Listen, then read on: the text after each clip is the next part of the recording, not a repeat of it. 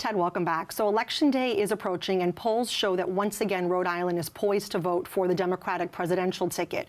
With that in mind, let's look at the local races for Congress, which really have not been very contested. No, and that's not a huge surprise, right, Michelle, because Republicans have only won 2 U.S. Senate races in Rhode Island in the last 90 years. John Chafee and then, of course, his son Link Chafee.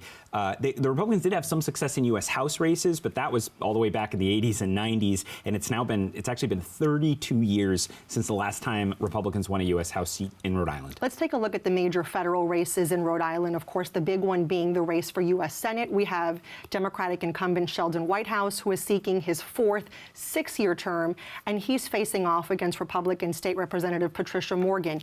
You and your colleague Tim White recently moderated what has been the only debate between the two candidates. Here's what both had to say about the bipartisan border bill that failed in Congress earlier this year.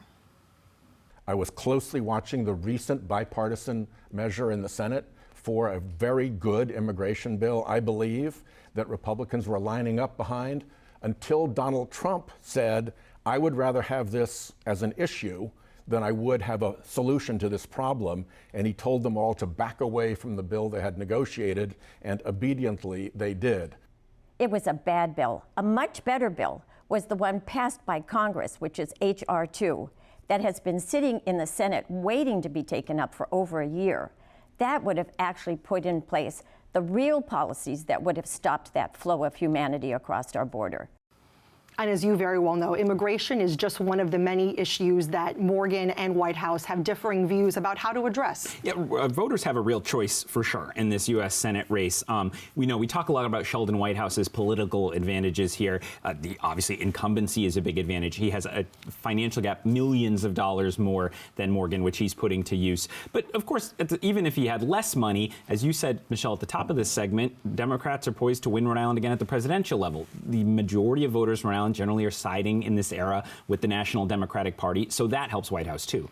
I'm curious how the race for U.S. Senate in Rhode Island compares to that in neighboring Massachusetts, where we have Democratic incumbent Elizabeth Warren, who's facing off against Republican John Deaton. What are you seeing there? Well, it's really interesting, Michelle, because you see two very different strategies being applied here. It's almost like a political science test case.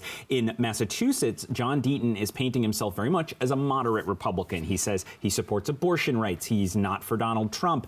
He's clearly trying to paint himself as closer to the center of the electorate there than Warren, saying she's too far left.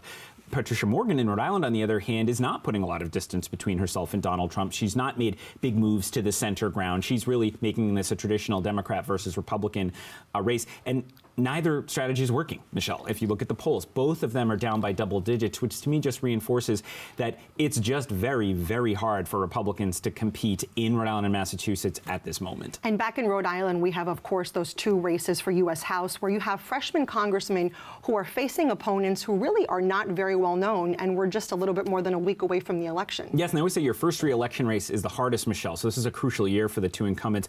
First one is Democrat Gabe Amo in the 1st congressional district. He won that special election last year to replace David Cicilline. He's facing Republican nominee Alan Waters, who people might remember the name because he's run multiple times previous cycles, sometimes as a Republican, even as a Democrat.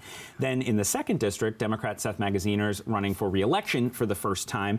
He's facing a Republican newcomer named Stephen Corvey, who's an adjunct history professor. But in both the case of Waters and Corvey, they have very, very little money to mount significant campaigns against these well-funded Democratic incumbents. And Amo clearly feels safe enough in his seat. He's actually been traveling frequently on the weekends to swing states to campaign for Kamala Harris instead, which just gives a sense of how comfortable his team is about their prospects. Yeah, he does not appear worried. He doesn't seem concerned at all, no. Yeah, thanks so much, Ted. Great to be here.